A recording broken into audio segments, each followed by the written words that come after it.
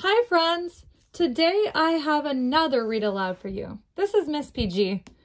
This is a writing read aloud. So remember, we use read alouds to listen to and get ideas for our writing. And today we're going to talk about wild animals. So these are animals that live in different environments, but not in homes. Not our pets. Animals that roam around our world that are not kept in cages or in backyards or in homes. You'll notice that there's a moose, a bear, a bobcat, I think a wolf, and then a pet cat here. Annie is our character in this story. She is a little girl who lives very close to a forest, to the woods. We're going to learn about Annie and her encounters with wild animals. And I want you to think about what is your favorite wild animal as you listen to this book. Annie and the Wild Animals, written and illustrated by Jan Brett. Jan Brett is the author. She wrote the words, and she's the illustrator. She drew the pictures. Annie and the Wild Animals.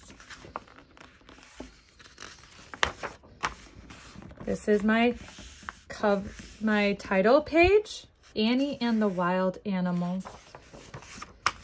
It had been snowing for days. Winter was lasting too long. Something was wrong with Annie's cat. Taffy had stopped playing. She ate more than usual. She slept all day long. Annie found her curled up in strange places. One morning, Annie could not find Taffy anywhere. She looked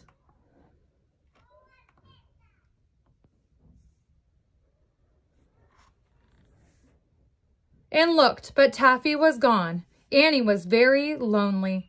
I need a new friend, thought Annie. She placed a corn cake at the edge of the wood. She imagined that a small furry animal would come and she would tame him for a pet. Imagined, just like in our book from yesterday. Imagined. She pretended, or she thought, using her imagination, that a small furry animal would come, eat the corn cake, and she could tame it, make it a house pet. She placed the corn cake at the edge of the wood. The next morning, the corn cake was gone. In its place stood a giant moose. He's too big to tame, thought Annie.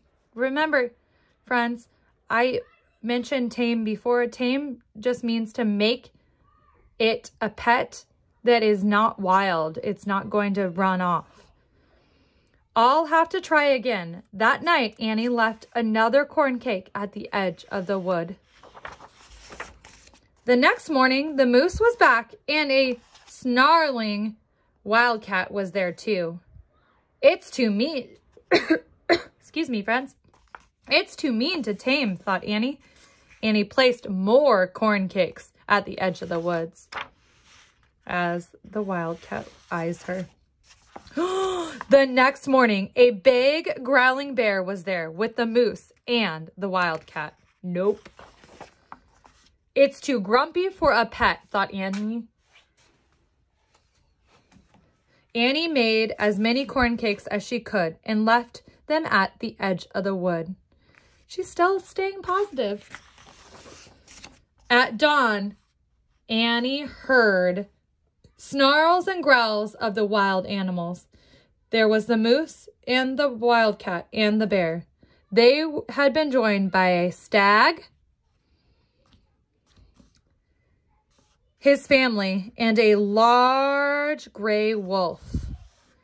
Not one of them is soft and friendly like Taffy, thought Annie. Not one of them can be a pet. Why, friends? If you said they're all wild animals, you are right.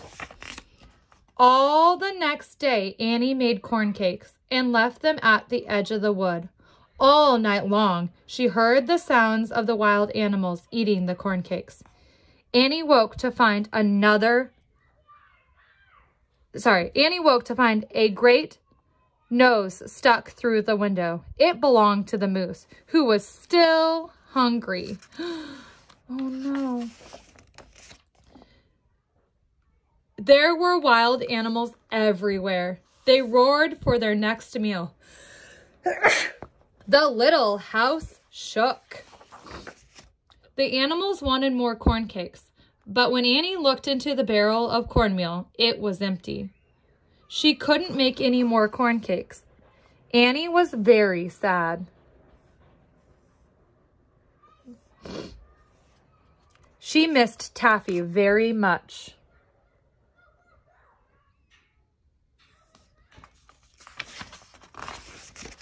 All that night, a warm breeze blew from the south. The snow melted and new buds could be seen on the plants and trees. The wood was coming alive again. By the next morning, the wild animals had gone back to the wood. They would find food there, now that spring had finally come and the snow was gone. Then, as unexpected as the warm spring breeze, Taffy walked proudly into the yard. "Taffy!" Annie exclaimed, "You have come home. Where have you been?" Taffy turned and looked back the way she had come.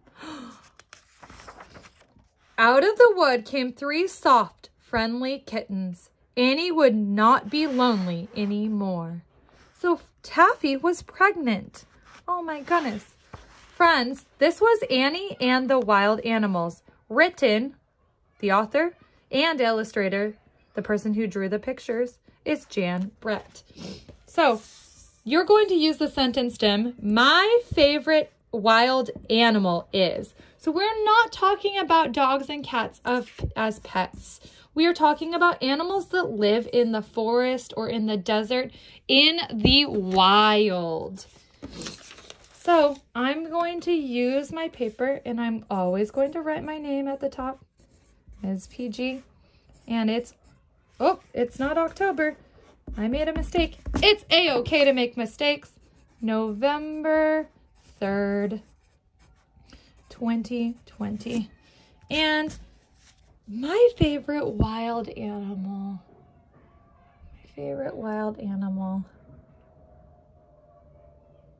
I think my favorite wild animal would also be an animal that lives in the ocean. And it would be a dolphin. So I'm going to draw a dolphin.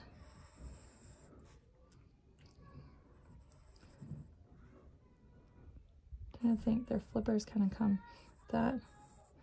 And then they have flippers that come like down. And then a flipper that comes down.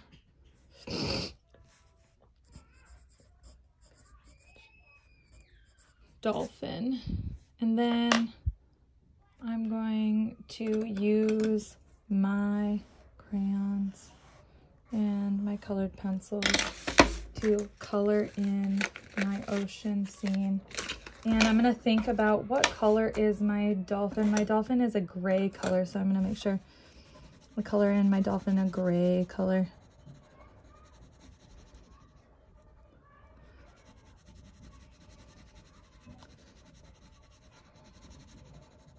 And then I'm going to kind of outline the flippers again because my dolphin kind of got lost when I colored it in gray. And does our art need to be perfect? No, but we do need to try our best.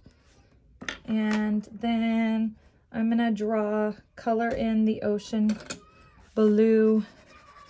It's darker blue here. It's my wild animal. And I might want to draw some fish because dolphins eat fish. So I might want to draw a little fish.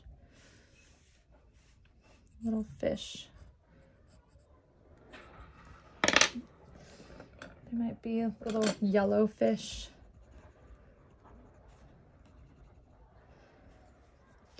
And I might want to draw the seafloor down here, brown. So seafloor sand, sandy brown. So 1, 2, 3, 4 colors. I might want to draw some seaweed for the fish to hide in, trying to escape from the dolphin. 1, 2, 3, 4, 5 colors. Might want to draw the sun again, shining down. And I'm going to use my sentence stem.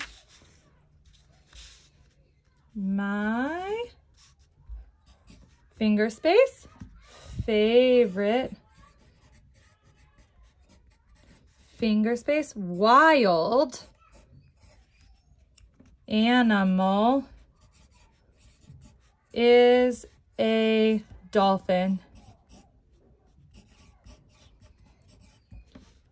My favorite wild animal is a dolphin. Awesome, friends. You will also use the mic to share yourself reading your words. My favorite wild animal is a or is. Thank you, friends.